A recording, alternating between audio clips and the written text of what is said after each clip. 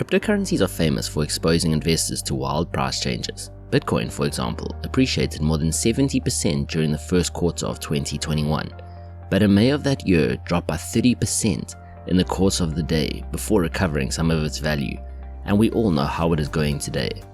This begs the question, do such dramatic climbs and falls reflect changes in fundamental information about crypto assets, or are they driven by investor sentiment? And as cryptocurrencies become more salient to the financial system, does their price volatility pose a threat or a risk to the broader financial stability? First, let's review what we mean by volatility. Technically, it is the degree to which an asset price can swing in either direction.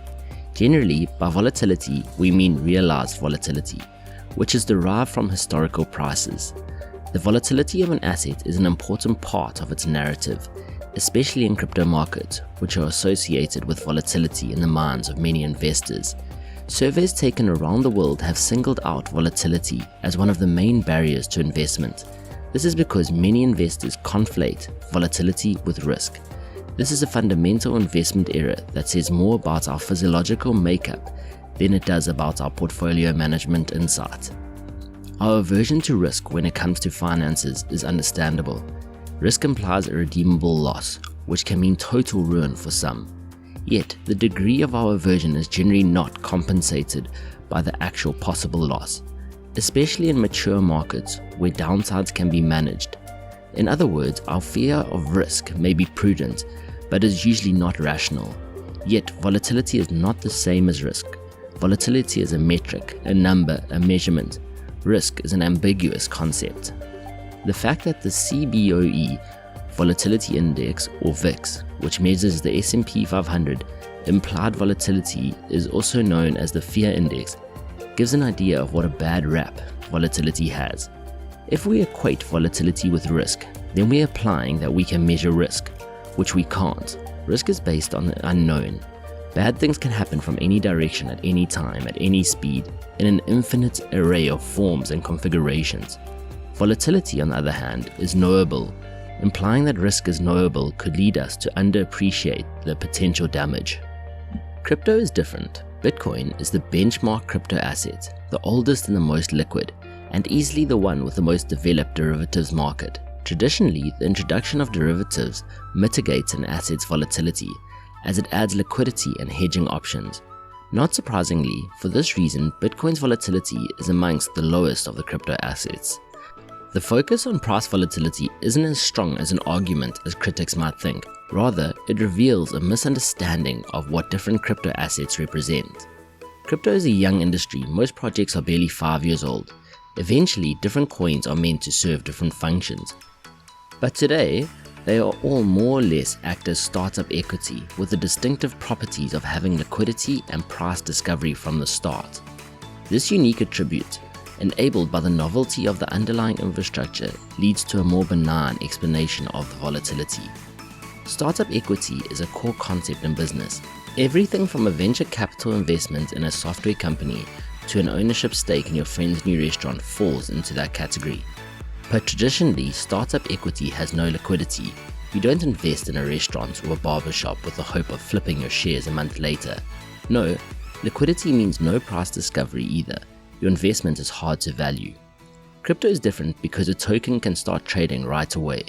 Sometimes even before the function the token is meant to be used for is live. This feature is enabled by crypto's underlying infrastructure, architected for a post-digital world where data roams freely and important tasks are performed by code, not clerks. This doesn't mean every project has to issue a token right away, but many do. Early liquidity has benefits and drawbacks. Before looking into them, it might help to understand why the legacy financial system doesn't offer this option, even to those who may prefer it. Despite becoming more digital, the architecture of the Wall Street-run system is the same as it was a decade ago. It relies on opaque systems that don't talk to each other and still require a good deal of manual processing. Trading may look hyperactive, but back-office settlement is a bottleneck, leading to access being restricted to the shares of the biggest companies.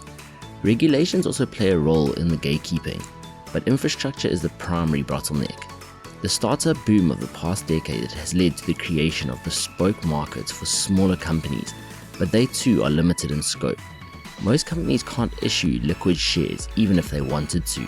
The natively digital design of a blockchain platform like Ethereum empowers it to handle more assets by orders of magnitude.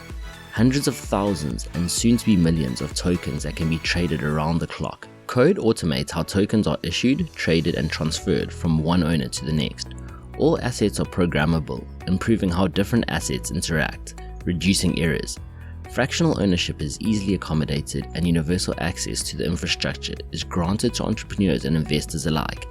Better infrastructure and a lack of gatekeepers result in greater participation and innovation, but the lack of curation means more garbage leaks through too. These features enable cheaper to operate and more dynamic markets, and in some cases, financial models that would not exist otherwise. Thus, why everyone from central banks to Wall Street is exploring blockchain technology. The added efficiency comes with trade-offs, however. On one hand, capital formation improves and entrepreneurs can tap a larger pool of potential investors. But an unavoidable consequence of bringing such enhanced efficiency to the shares of any young project is extreme volatility. Most startups fail, and investing in one is making a bet in a race against oblivion. From the entrepreneur's point of view, every decision, what kind of food should a new restaurant serve, has an amplified impact. So do outside developments like getting a liquor license. From the investor's point of view, trying to discount the consequences of these decisions is equally daunting. The distribution of eventual outcomes for any business is widest at birth, so rational investors have no choice but to constantly overreact. If your new investment restaurants had tradable shares, they'd probably be as volatile as crypto, such as landing a liquor license may make them quadruple, while a bad review may make them tank. Given the uncertainty, external developments would also have an amplified impact. A new restaurant is more vulnerable to things like dining fads or bad weather than an established one. Crypto investors grapple with a stronger version of this phenomenon because everything is borderless and the total addressable market is huge. Unlike a new community bank, a blockchain bank lending protocol could theoretically serve hundreds of million people all over the world. Success could mean significant value accrual to its token, but the project could also fail. Early investors have no choice but to flail back and forth between hope and despair. Their dilemma is compounded by the fact that most digital assets can't be pigeonholed into traditional categories, making valuation that much harder. Traditional investors can always rely on established metrics like a stock's price to earnings ratio for a sanity check. Crypto investors have no such option. Most digital assets are hybrid and transition from one category to another throughout their life cycle. All of these attributes make it difficult to assess the value of even the most mature crypto projects, never mind the thousands that have launched recently. A skeptic could argue that these challenges are the very reason why projects should not have tradable equity. Indeed, access to startup investing in traditional finance is often restricted to institutional and sophisticated investors, but such restrictions have their own drawbacks. Lack of access to startups investing has contributed to the growing wealth gap. Successful companies like Meta stayed private for as long as possible, and VC funds couldn't and still can't take retail money. Other investments like real estate or collectible art had too high an entry price for most people. Bitcoin was the lone exception, the only high-performing asset that was universally accessible and fractionally ownable from day one. Bitcoin was still volatile during that period, but volatility isn't always bad. Price swings communicate information that is important to founders and investors, particularly during the crucial adolescent stage of any startup. And restricting price discovery to periodic funding rounds negotiated with a handful of investors can be dangerous. Universal access, immediate price discovery, and greater transparency also contributed to both the reality and the perception of scams and shady behavior in crypto. Like any technology that removes friction, the ease with which new projects can be launched has been a boom to con artists and fly-by-night operators. In the same way, the accessibility and efficiency of email led to a spike in supposed Nigerian princes looking for a place to give away their money. That's not to say that the failure rate of crypto projects isn't higher than new restaurants. New industries naturally have a lower success rate than established ones, but it is safe to assume that the high rate in crypto is not as high as it may seem. But total transparency makes crypto look worse than it is. Disingenuous entrepreneurs raising money from unsuspecting marks is an ancient practice in every industry. Thousands of new restaurants fail every year, and some of those failures inevitably turn out to be scams. But those investments aren't debated on Twitter, and we can't watch their shares collapse on a public website like foodmarketcap.com. Crypto is unique in that even the scams are transparent, and in the long run, transparency is a powerful tool for counteracting shady behavior in any industry. The crypto industry has a lot of growing up to do, and the current downturn certainly offers some hard lessons. Understanding what volatility means in crypto markets, what signals it's sending and responding to, is an integral step in this process. Investors and entrepreneurs are learning not only what could be possible in the new ecosystem, but also what isn't, and why some of the lessons learned by the sectors that crypto hopes to disrupt transcend technology. Money and hubris make for a bad mix, and nothing reinforces the importance of humility better than a crash. But the skeptics who constantly harp on the volatility would be well advised not to fall into a similar trap, conflating necessary growing pains with a fatal condition. At the end, as a species, we are risk adverse and have needed to be for survival. This extends to our vocabulary.